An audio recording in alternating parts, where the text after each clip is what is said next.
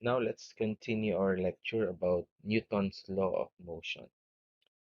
So Newton's second law says that when a constant force acts on a massive body, it causes an object to accelerate, thus changing its velocity at a constant rate. In other words, a force applied to an object at rest causes it to accelerate in the direction of the force. However, if the object is already in motion, that object might appear to speed up, slow down, or change direction depending on the direction of the force and the directions that the object and reference frame are moving relative to each other.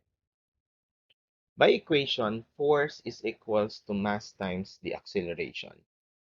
The force can be a single force or it can be the combination of more than one force. The large summation sign, the Greek letter sigma, represents the vector sum of all the forces, or the net force acting on the body. There is one situation, however, in which we do encounter a constant force, the force due to gravitational acceleration, which causes massive bodies to exert a downward force on the Earth. In this case, the constant acceleration due to gravity is written as g, and Newton's second law becomes force is equal to mass times gravity. In this case, the force and gravity are not conventionally written as vectors because they are always pointing in the same direction, which is downwards. Meanwhile, the product of mass times gravitational acceleration, mg, is known as weight, which is just another kind of force. Without gravity, a massive body has no weight, and without a massive body, gravity cannot produce a force.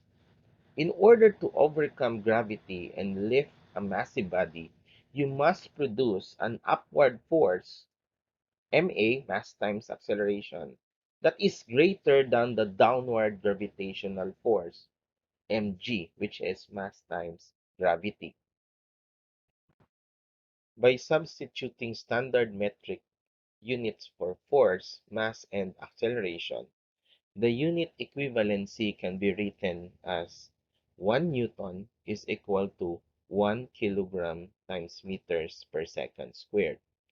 So 1 Newton is defined as the amount of force required to give a 1 kilogram mass an acceleration of 1 meters per second squared.